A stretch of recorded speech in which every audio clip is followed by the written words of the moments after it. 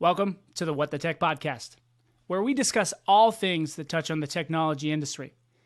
Now today we have a good one. We'll be focusing on leveling up the hiring process for the tech sector and why it's so important. Now we know that tech companies are always looking to hire talented people, but the hiring process can be very, very complicated. So to ensure success in this endeavor, it's essential to clearly define roles and responsibilities from the outset. This will help keep expectations consistent and realistic. In addition to having a clear job description, offering mentorship is an important part of talent growth and ensuring alignment between the individual goals and those of the company. Transparency is equally critical throughout the entire process, from initial expectations to making an offer. Now, don't make promises that you can't keep. It simply won't work. Last but not least, consider streamlining and simplifying the onboarding experience as much as possible to make sure new hires have an easy start at the company. These are just a few of the many tips that we're going to hit on today of hiring and onboarding for smoother and better results for everyone involved. So stay tuned for more advice on how to best approach the tech hiring process.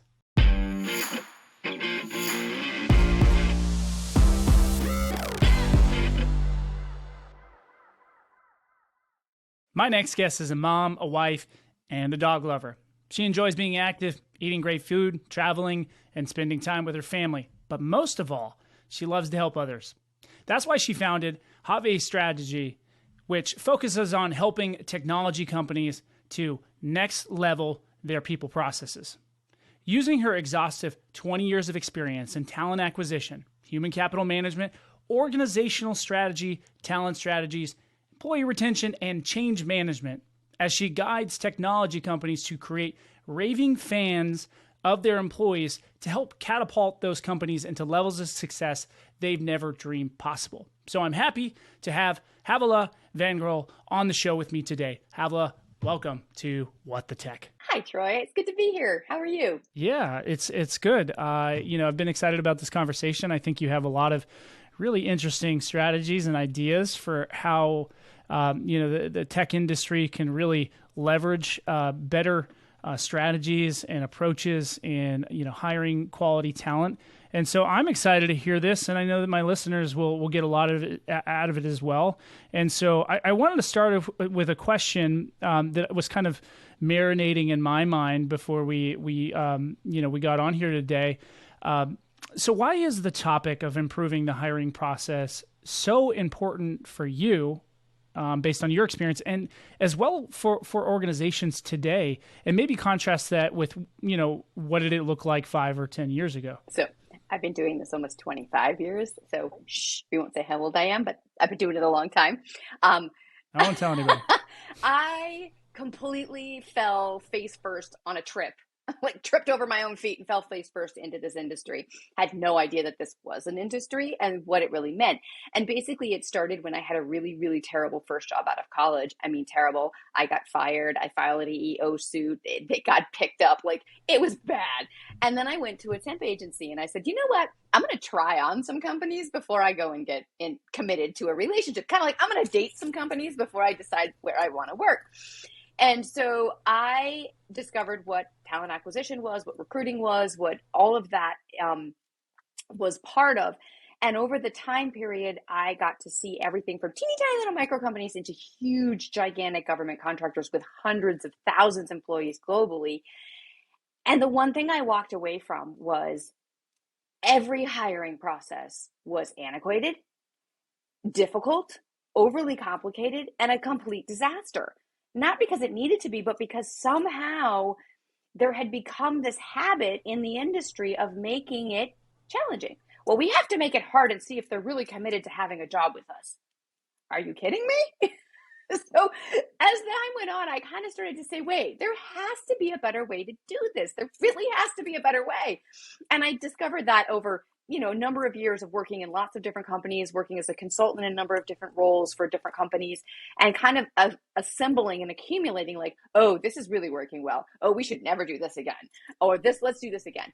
And kind of accumulated that and created this, assembled this process, these systems that just work. And the real key to it is simplification. And so why it's so important to do now? Well, is there a day that goes by right now, if you're on LinkedIn, that you're not seeing, I was laid off and it's taking me 3 months to find a job. I'm going through 800 interviews. I've done 3,000, I kid you not. I mean, people are sending out thousands of applications, never hearing back.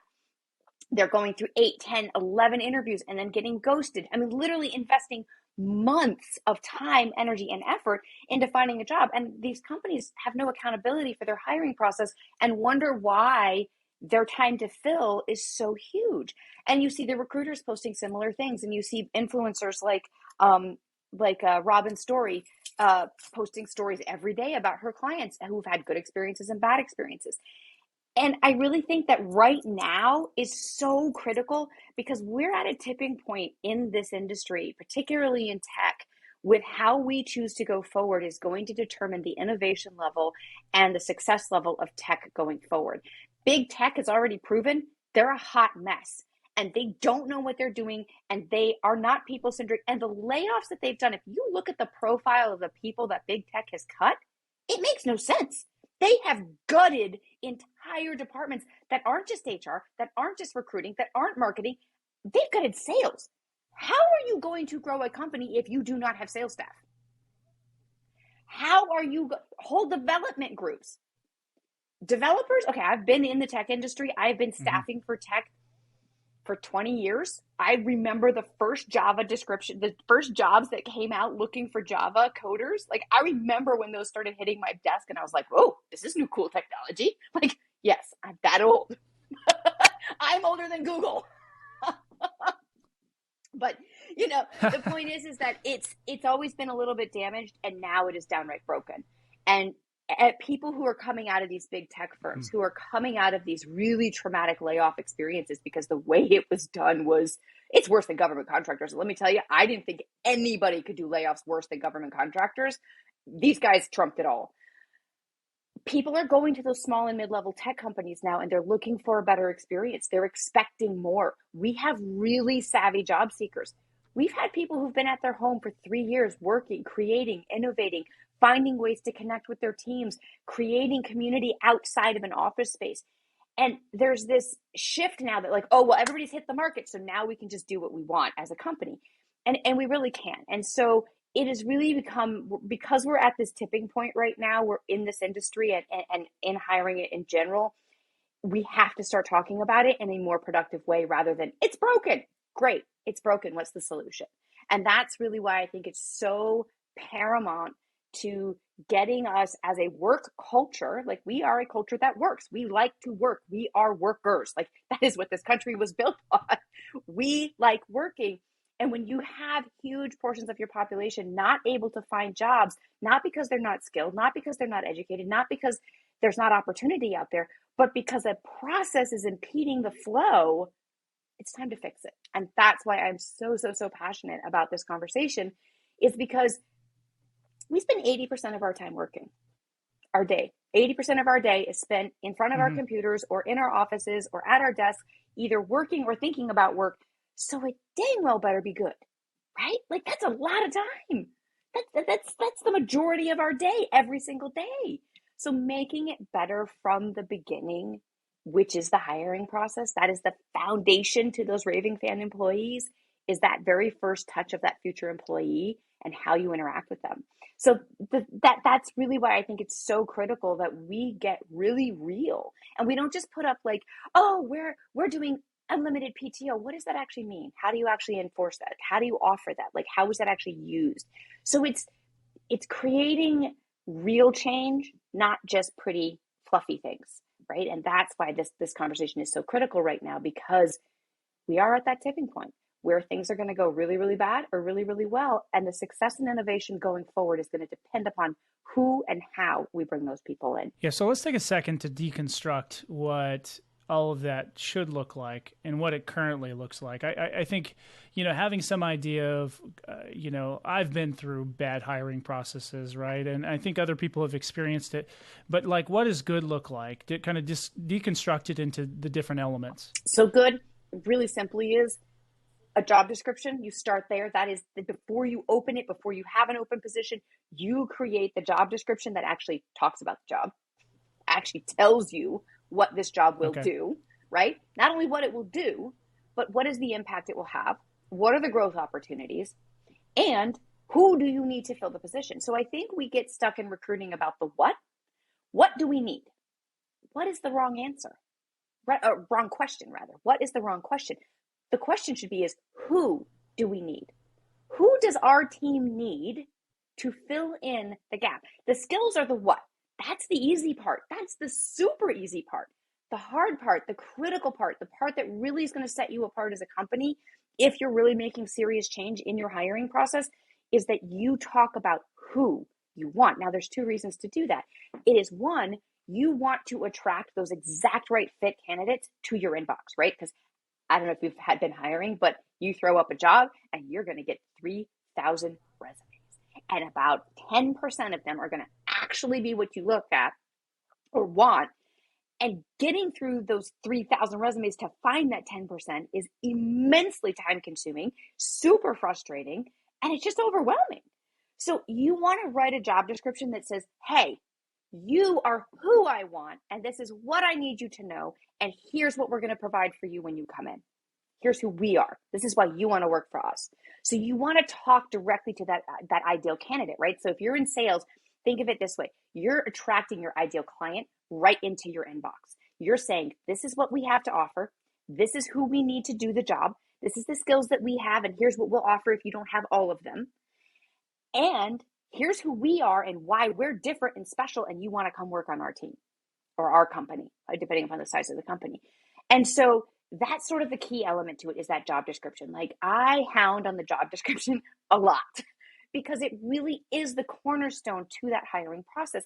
Because if you are super clear as the hiring manager who your team needs and what you need them to do, and you can articulate that in a way that says to that person where they read it, they're like, that's me. They're talking to me. That's my job. I have everything and then some, and I'm perfect. Mm-hmm. They show up in your inbox. You also want to write it in a way that makes it very clear that if you are not who they're talking to, please don't apply. Like, it's both a repellent and an attractor. And that's why that job description is super important, because it helps to reduce that inbox overwhelm, and it helps to bring those exact right fit candidates into your inbox right at the top, so they're easier to find and you can fill those positions more quickly. So that's really the first thing, is just really getting to know who you want. And then when you're reviewing those resumes, it speeds that process up, because you have it right there. You have a crib sheet. Oh, this person, yep, this person looks great. Oh, I love that they have something a little funky here. That's interesting. Let's put that into the to talk to department. Mm-hmm. And then just have a short, succinct interview process. You do not need more than 3 interviews ever. End of conversation. Like, 3, done. Ever. And that includes... I've done 7 for a job. I know, it's stupid. And how many of those interviews did you get asked the same question over and over and over? Oh, yeah. Yeah. And people would show up late or not at all. I mean, it was... But, you had to run their playbook. It was their process. They had all the power. And in the end, you're like, I don't want to work for this company anyways. Right. Or they just don't tell you, or you get some generic email that says, we've decided to go a different direction with this, or we've hired somebody internally. Like, you're like, I've invested probably 60 hours in this process or more for this. So this is probably where we're seeing the most broken part of the process, what we see on social media on a regular basis, what we hear about in Slack chats about just the interview process is so absurd. So I have a couple things. Assessments are only required if you have a specific technical skill that they have to have a certain level of proficiency to actually do the job. So in other words, if you're looking for a JavaScripter and you need them to be a proficiency level at JavaScript, you may offer them a small assessment of 30 minutes or less that gives you an idea if they have the proficiency you need. Nothing else. No personality tests, no intelligence tests, no fit tests. Nothing is needed, except that if you're in the tech space and you're looking for a very specific skill that they have to have a level of proficiency in, I'll give you a pass on that one. It needs to be 30 minutes or less, period. It cannot take more time than that. Mm-hmm. If you're hiring sales and marketing people, do not ask them to do a presentation. They should have a portfolio that they can share with you on what they've already done. That's all you need. Otherwise, you're just poaching information, and it's a bad look. And job seekers are catching on and starting to say, I'm not doing that. Sorry. I'm not providing you with free marketing information or a free sales presentation. Not happening. So those are sort of the kind of definitely don't do those two things. But short interview processes, and make sure that the people doing the interviewing are asking different questions. So if you have a tech interview, have it be a tech interview. If you have this is our team captain and they want to know that you're going to fit in the team and be part of the team and be great, that's a different interview. Make sure they're very different, because there is nothing worse than having to repeat yourself, because we've all done that in the same interview. So tell me about what you've done give me an example of how you fit into this team. Like, no, one time and done. So 2 interviews if you're under a management position, 3 if you're management or above, and that's really all you need. So keep your interview process succinct. Only interview the top 5 candidates at most. You really should only need to interview 2 to 3 candidates. Truly, 2 is probably enough. And if you find the right person in that first interview, hire them. Don't wait to see what else is out there. Don't check out any other things. Like, there's a lot of shopping going on right now, but you're still going to miss out on those candidates. Because guys, I got news for you. Yeah, there's a lot of people in the marketplace right now looking for a job. There's still more tech jobs open than we have people to fill them, even with everybody who's been laid off. And that has been true for the 20 years that I've been filling tech positions. 20 years ago, 2000, actually it was 99 that I started dealing with tech. It's been this way forever. So don't wait. Don't think you're going to shop around. Don't get FOMO. If you find that right candidate the first time, offer. Done. And I used to tell, I did real estate for a hot minute in life. And I used to tell people, my sellers, I'd always say, your first offer is always going to be the strongest offer. The first offer you get is always going to be the best offer. So it sort of holds true with hiring too. The first person you see that fits that bill, don't wait to see if there's something better. If they are what you need and they are who you need, hire them. So the interview process needs to be really short, and then just communicate. Every single person that you interview, to include anybody you phone screen, needs to get an in-person telephone call and say, hey, so sorry, we didn't hire you. Maybe here's why. Maybe just literally we found the ideal person and they just were absolutely right and we just got lucky on the first interview. It happens sometimes. But hey, let's stay in touch, because I know we're going to be hiring again in a couple of months, and you have a profile that we like, and we'd like to talk to you in a couple of months. Because here's the thing, you need a pool of future employees. And the way you get future employees into that pool is by treating them with kindness, respect, and communication. And I think that's the thing that is lacking in so many hiring processes right now. And I think that is what everybody's really ultimately griping about, is there's just no respect. There's no respect. There's no kindness. There's no humanity. We're not treating people like humans. We're treating them like a commodity. I don't like that book. I'm going to put that book back on the shelf and I don't have to talk or think about that book again. No, it's a human being. This is their livelihood. This is how they pay their rent and feed their family. Like, we have to be a little more empathetic in the hiring process. And I think that communication is where that comes through. It also shows what kind of culture you have in your company when you communicate in abundance through the hiring process. So those are sort of my big things. And then offer. Just make the offer, make it market forward. In other words, do the research, know what these positions go for. Do not ask the candidate what they make. Doesn't matter. It's irrelevant. What are you willing to pay? The one question I will offer is, sure, here's my salary range. My salary range is 120 to 150. Is that within what you're looking for? All they have to say is yes or no. Mm-hmm. They don't have to tell me anything else. Now, they might offer something more as the hiring manager or the recruiter. Please ignore that. You're paying between 120 and 150. That's where your offer should show up. Regardless if they're making $80,000, if they have the skills, right, and they have the ability and they're who you need, pay them what you advertised, right? Because that's what they're worth. Chances are part of the reason they're leaving is because they're underpaid. Right? There's a reason for that. Yeah. So and just make the offer quickly. Just keep the whole process from first touch to offer should be no more than 2 weeks. 7 days is really good. 7 days is what you aim for. So does that answer your question a little bit? I don't know if I've ever seen it.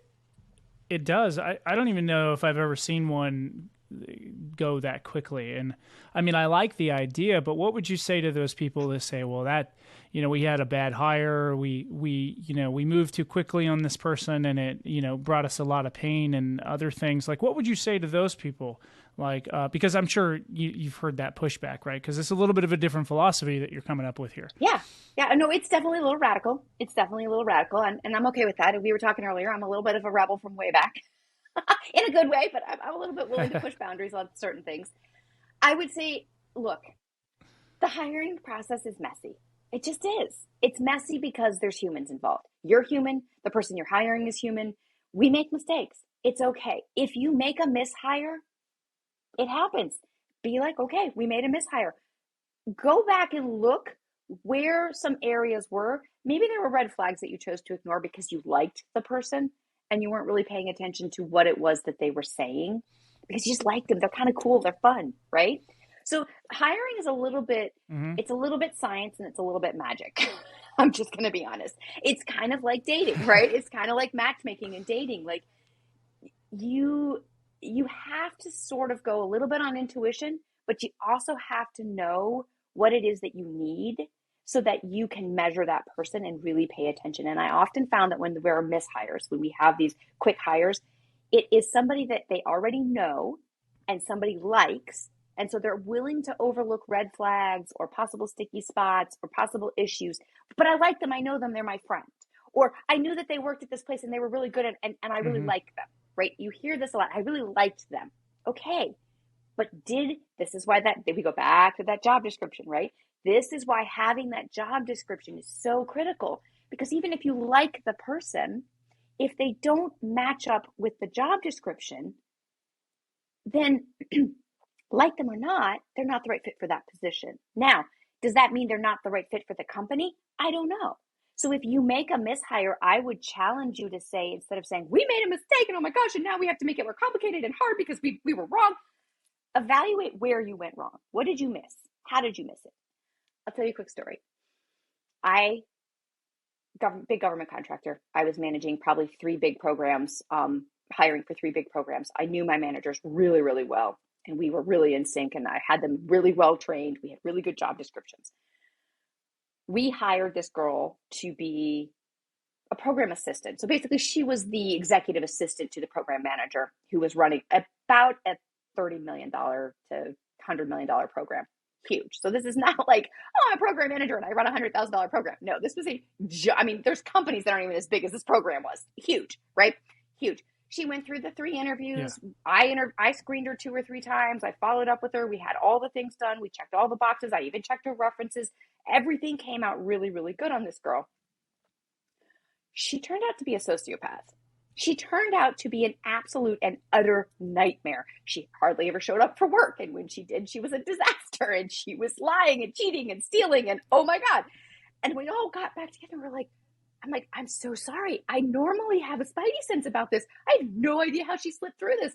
And the manager goes, me too. And the 2 people who interviewed her were like, I have no idea. Like, she's not even the same person we interviewed. Push came to shove, we dug a little deeper into her background, and sure enough, she was a sociopath. We did a background check on her, and I was like, oh, maybe we should do background checks from now on. But it's, again, just a learning curve, and sometimes you miss them. And I just have to tell people, it's okay. It's okay to do a mishire. So if they're not a sociopath, because that's a whole other problem, just escort them out the door, say thank you so much, bye-bye. If they're not a sociopath, but they're a good fit for your company, but they're not the right fit for that position, broaden the perspective. Where else are you hiring in your company who could use this person? Because you've invested time and energy and money to hire this person. We might as well utilize the resource we have if we can. Okay, oh, you know what? It's not a right fit for this team, but that team over there needs somebody who's very much like this, and her skills or his skills transfer into that space. That actually makes a better fit. Let's move her over there. So there's options there when you make a bad hire. But again, if you make a bad hire, it's okay. Let it go. Everybody take a deep breath. Review your process. Review your questions. Check for any red flags that you missed so that you're more aware of it the next time. Get over liking the person and really pay attention to how they line up with your job description that says what you need and who you need, and keep going and keep your process short. It really doesn't change Yeah. that you got to keep it short. You got to. Because you can have a long, convoluted one. I've worked in some that were like 12 steps. I'm like, this is stupid. And they still would make bad hires because the people who were willing to stick it out for those 12 steps weren't the people that were decision makers. They weren't the people who were innovators. They weren't the people who were going to do things without a lot of direction, right? They really weren't the right people. Mm-hmm. So that's what I would say to that is keep going. It's okay. It's okay to make a bad hire. It's going to happen, and it's going to happen more than once. It's okay. Keep your process simple. It doesn't mean you change it. It just means you review. Well, I think everybody's going to make a bad hire now and again, because I do think you get to meet people's representatives as you so, I guess, experienced in your case example there that you in story you shared. So let's say you get them, you get this quality employee, and every organization and I think individual for the most part wants to continue to grow in their skill set, grow in the ability to potentially move into different roles or positions within a company. And so, how does one company once they do have quality people on the bus, how do they align their goals with the talent goals of growth? How do you get those things in sync? So that is part of the onboarding process. And really it starts in the middle of a hiring process. Mm-hmm. One of those interview questions in that interview process from the hiring manager needs to be, what are your career goals? Where are you? What is it that you're trying to accomplish in your career? Don't ask them what they want to do in 5 years. That's a stupid question. I hate that question. The question makes me so grumpy. Ask them, what is it that you would like to impact in your career? What impact would you like to have doing your job? Where would you, if you could stay in this company for 5 years, what would you like to see happen and what kind of growth would you like to see for yourself? Find out early on in the stage what it is their goals are. And this becomes part of that decision-making process, right? What is it that they want to accomplish? Do they want to rise up into executive level? Do they just want to become a subject matter expert and stay in the technical space? Because not everybody should be in leadership. There's a lot of ways to progress employees. There we go. There's a lot of ways to progress employees that isn't just into management. And if your only way to grow or progress a career is through putting them into leadership or management positions, and that is not what they want, they will exit. And that's a loss of resource for you. That's a loss of corporate knowledge. That's a loss of, it's a loss, right? So having 2 ways already in place, and then finding out what those goals are, and then you can say, okay, this is how this person is aligning with the company goals. So we as a company, let's say we're at 20 million right now with 50 employees. We want to be at 300 employees, and we want to be at 100 million in so many years. We need people who want to do both leadership, because those are always a very small amount of roles. You always are going to have more people than you have leadership roles for. And we need subject matter experts, because as we grow, we need people who can continue to develop and innovate on our program and in our platform so that we continue to offer something new, better, and awesome to our customers, right? So having a big part of retaining that employee is offering them those growth opportunities and establishing that opportunity and that relationship pretty much from day one. Coming in. So when you start the onboarding process, again, that conversation happens. What are your goals in this job right here that you're in? And what are your goals? What would you like to see moving forward in your career? How can we support you in that? We offer this as an educational benefit. We would love to have you cross-train in these departments. Again, this also layoff proofs a lot of your organization, because now you have people who understand not just their little tiny piece that they own, but the whole organization. They know how to interact with sales, knows how to deal with marketing knows how to deal with recruiting knows how to deal with tech knows how to deal with sales. Like, you know what I mean? Like, it becomes this cycle. And I don't know about you, but in my career over the years, I've stopped and started a number of different things because I wanted to try something different. I wanted a different set of skills. I got a little bored of what I was doing and said, well, hey, I'm going to go do real estate for a while. Did that. I said, hey, you know what? I'm a little tired of the ups and downs of recruiting. I'm going to go be a tech writer. I went and did that. And each time I left and did something and came back, I was a health coach for 4 years. That was awesome. Loved it. Was not right for me, but I loved it, right? And I came back to this space with so many more skills and such a better understanding of humans, and just had so much more to offer from everything I'd learned and enriched in that space in my own life and in my own practices. So I think when you have people who want to do more than just what it is they do, it gives you a much more well-rounded employee pool, and it gives you options. And again, if you're in tech, you have to be innovating, because tech is moving at an alarming rate sometimes. The changes are happening like that. Like you blink and you're like, oh crap, I missed something, right? And so when you give your people the sense that it is okay to explore things that are maybe not just related to their job, but could enhance their job in other ways, develop skills that are make them a better human, it's going to make them a better employee. So offering not just education in their space, but across different options, and asking them, how can we support you? The other thing I really love, and I heard this question again, I invented none of this. I have simply acquired it and assembled it into a lovely little package. One of the questions I heard recently that I absolutely love is two things, is stay interviews. So part of your onboarding, obviously you interview the person again, you get to know them a little bit more. One of the questions that this company, I think it was Thrive, I think it's the Thrive company, they ask is, what outside of work can we support you in? What areas or what time of day, what would you like us to help protect for you? So like the example they gave was a mom wants to pick her kids up at 3:00 every day, or somebody wants to take a fitness class at noon every day. I really want to make sure I make my noon fitness class. Great. We'll make sure we help you as your management to support you in that goal, because it's making you a better person, right? It's making you a better mom. And these things make them better employees. They make them happier humans. So it's really getting to know and do that. And then the thing that I love too is the stay interview. Don't just interview when someone leaves.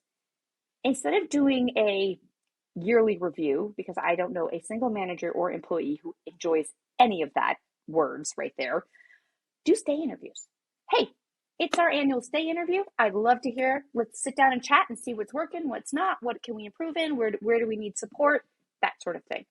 And then you can find out before they leave where things maybe aren't going so well, or where they need more support, or if there's issues in the company.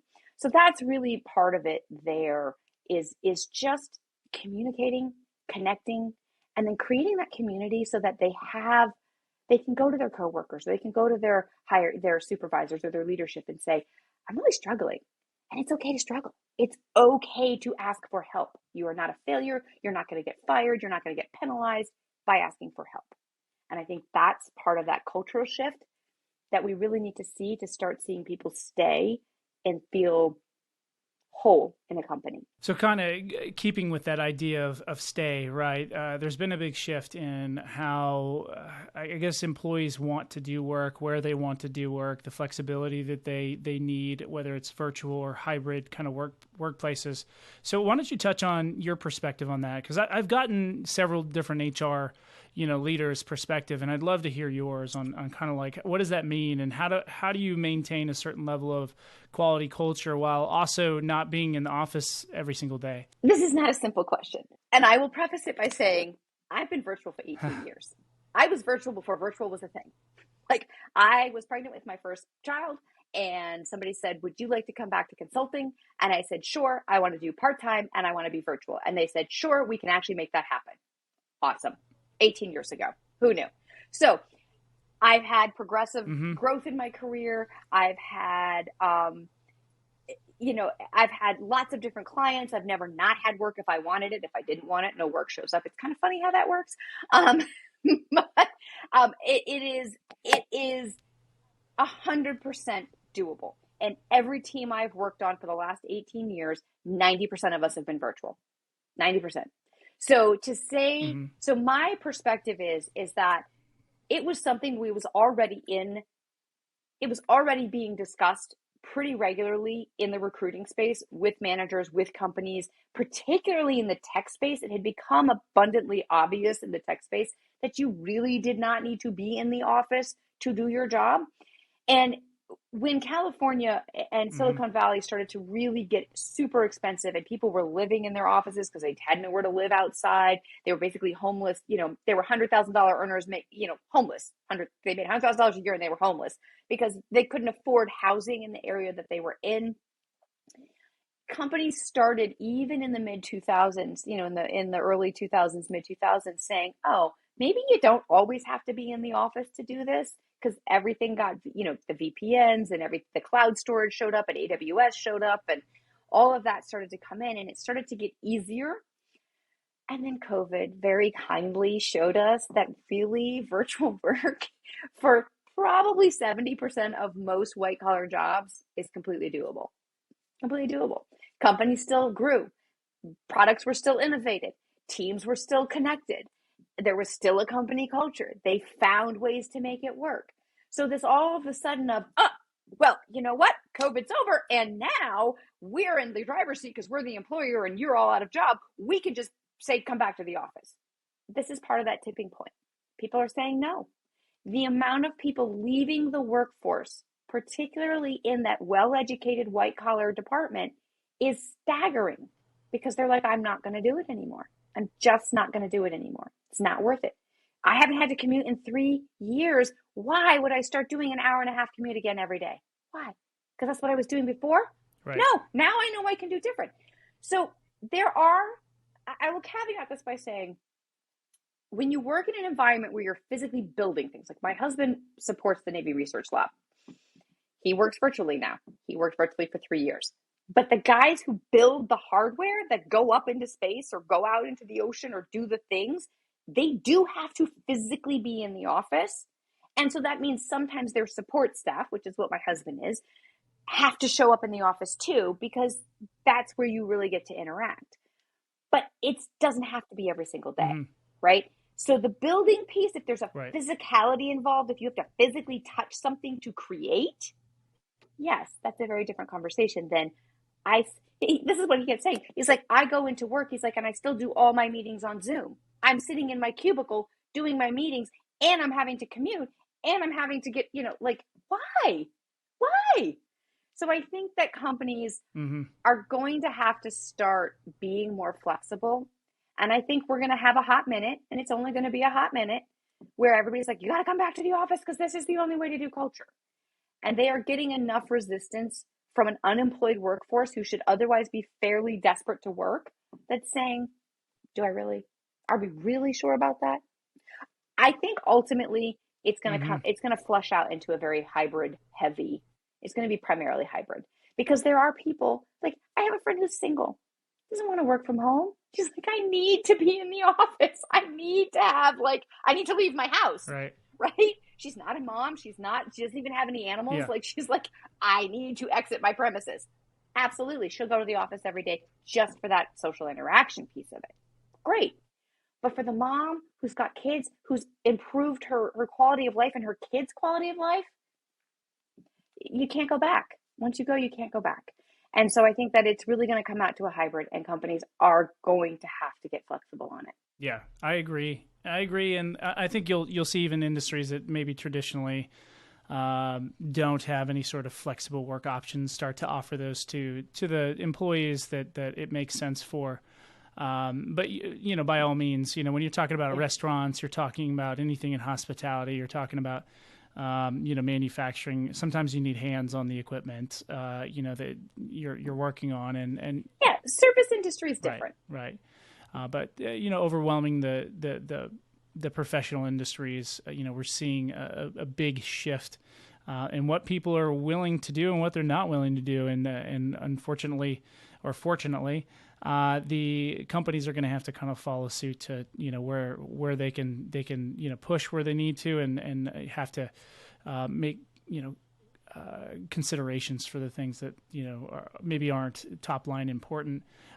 So we've got a little bit more time here. So why don't you bring it home with share your 4 C's for creating a connected company culture, because I think those are really good. And why don't you give me 60 seconds on each one of them? So my 4 C's are, let's see if I can remember all 4 of them. I usually fall one off. So hang on. So really, for C's, it comes down to it's communication is first. Mm-hmm. You've got to communicate. You got to communicate in abundance. You have to communicate clearly. You have to communicate with precision and intention. So before you send an email out, because you're annoyed about something on a project, what is the intention? What is the outcome that you want from that email? What is the impact it will have? And make sure you're really clear on that when you communicate. So a company that is focused on clear communication it becomes a two-way street, right? Communication shouldn't just always be downward. It has to be upward too. So you have to open those communication channels and make sure that people feel that they can be heard and seen, because communication is really where you find out everything. It's how you communicate to them what needs to be done. It's how they communicate to you what's working or what isn't. And the best measure of your company's success is what is or isn't working according to your staff. Not according to your revenue, not according to any stats, not according to data. What do your people say is working or not working? Because your people are your company. That's the big thing. So communication is number one. Connection is number two, creating ways to connect. And so this really becomes critical, and particularly in hybrid or remote environments. You have to create opportunities for people to connect that are not just meetings or in a business way.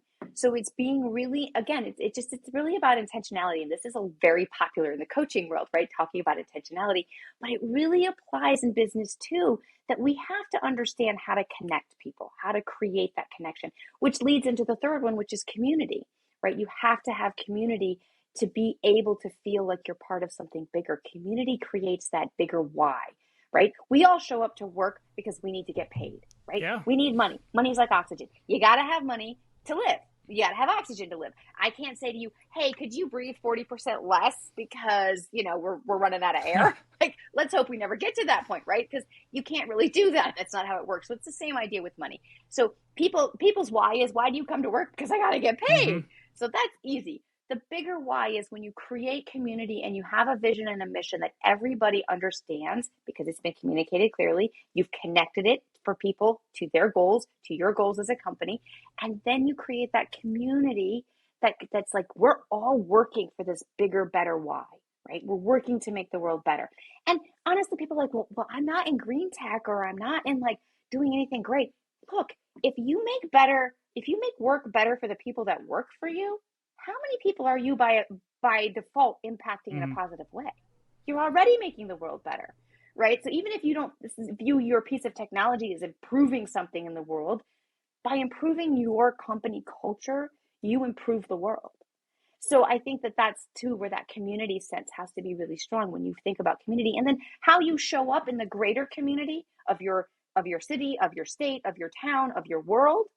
That ties into that too. And then this is why I have to look, because the fourth one is what I always forget. Yeah, that's right. Care. Thank you. Care. Oh my God. See, I'm really good with three. You add the fourth one in and I'm like, oh God, fourth just disappears. No, care. So, and again, this really comes down to treating your employees like they matter, because they do. Because without your employees, there is no company. Without your employees, there is no customers. You want raving fan customers, you have to create those raving fan employees. And you do that with care. You do that with policies and benefits that actually benefit them. Pizza parties on Fridays are great, but who cares? What I really want is to know that I can log off at 3:00 on Friday and not have to worry about my email blowing up because I want to go take my kid to dinner and go have my own pizza party with my kid, right? Or it's knowing that if I get sick, I don't have to use all my PTO, or I don't get to take a vacation again for 2 years because I was sick for a month, or I had surgery, or I had to take care of a family member.